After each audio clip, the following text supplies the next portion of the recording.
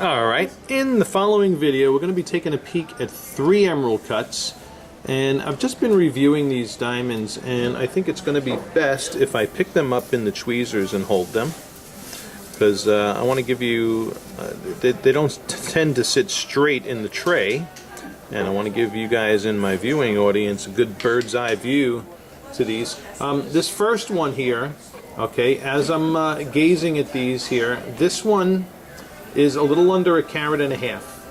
It's a very high clarity color combination. It's an EVVS2. Alright. It looks like there's a little bit of dust on the stone.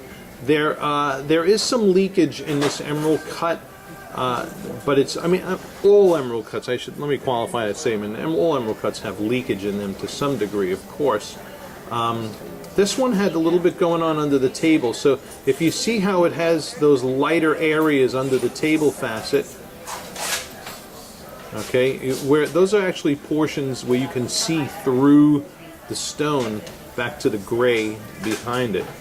So when the facets are illuminated, okay, so like when I tilt it like that, you see how those facets on the side there are illuminating? Alright. You're not getting that same illumination down the table facet. Alright. I did have my little spotlight on there too. Excuse.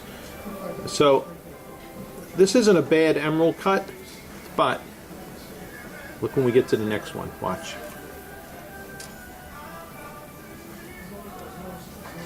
This next one that we're looking at is a little over 1.5 carats, an FVS1 that we acquired, and look at the nice even illumination. See, when these facets light up, you get a nice illumination of all of the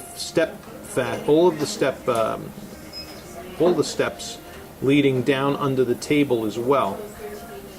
So this, I like this one, okay, because I like a nice even illumination down the steps of the emerald cut. Has a beautiful presence to it. Okay, and a nice, you know, just everything about it. It's light performance and step patterning and length to width ratio and size of the corners, all that stuff. This emerald cut here has a nice combination of everything going for it that I really, really like. Okay. So, we're going to keep this in mind. This is a 1.5 carat FVS1. Next one we're going to take a close look at now too. This one's a little bit bigger. This is in the mid-carat 60s here, and is a GVS2.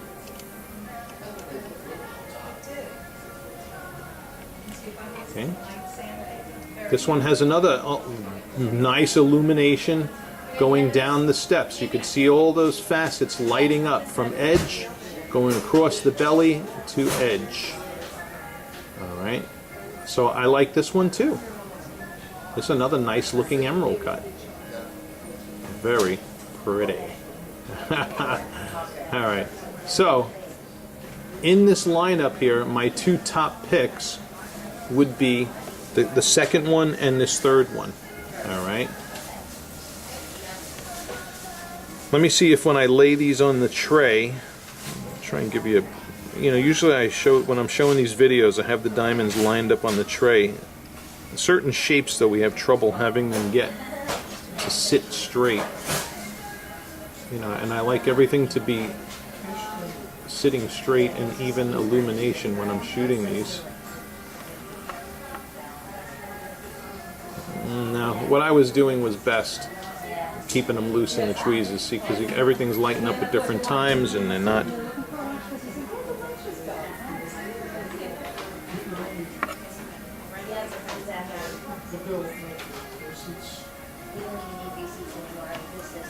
So in any case, you can still see what I'm talking about. Even when we look at it like this, but then I got to position just all the diamonds aren't positioned in the exact position. That's because these holes are rounds, primarily, and primarily hold rounds and squares a heck of a lot better. So let's go into spotlighting. But yeah, those two right here, look at the even illumination across the facets on both of these, so I'm liking that. Okay, that's a feature. That's a beautiful feature in the nicer emerald cuts. And if I had to pick between these two, gee whiz, I don't know. They're both jamming. Let's go into spotlighting, and then we're going to go by the window as well in natural daylight, and we'll see if that helps us weed out our decision better with these emerald cuts. Okay, I did manage to get these now sitting at the right angle where all the facets illuminate at the same time. Okay, and again, it's a good demonstration of why I'm picking the second and third emerald cuts in this lineup. Okay, see that dark center in this one there? And if you look at the ASET image on this diamond's webpage, if I even choose to publish a webpage on this, you'll see that there is extraneous light leakage under the table of this one, which is causing that darkness. These two, though, look at that nice illumination from the edge to edge on the steps of these two emerald cuts. All right. Also notice this one's a little bit skinnier, a little bit longer and skinnier, or a more gaunt appearance. This one has a little bit more width to it. Okay, which I happen to like also, but again, once again, I'd kind of be boiling it down to these two. All right, now let's look in spotlighting now and look at the sparkle scintillation and the distribution of light in spotlighting. All right, now just focusing first on the first two. Okay, notice now on the first one, you know, you're getting some strong fire down each side of the table facet, fine, but the light return under the table facet really ain't happening so much.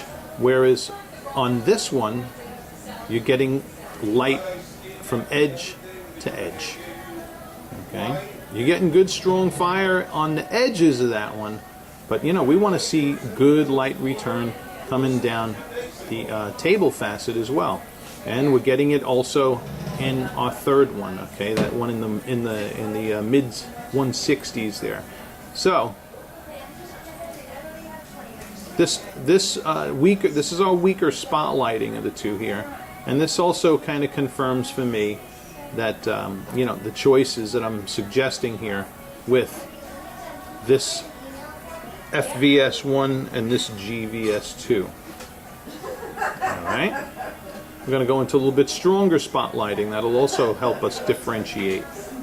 Alright, here's my, you know, I love this lighting environment. It's the spotlighting on steroids. And, you know, look at, you know, just concentrate on that first one for a second. It's kind of showing us what we saw in that last spotlighting environment. The sides of that guy lit up nicely, but it was kind of falling dead under the table. And even as I passed the light over it, it's kind of happening again. Let's see though when we rock and tilt here a little bit. Okay.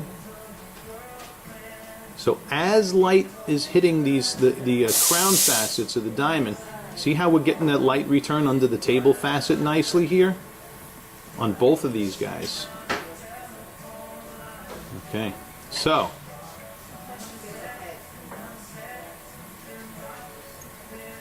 you know, inevitably you're always going to see some glare. Like right now, the light you see right there, right now on this second and third diamond has glare.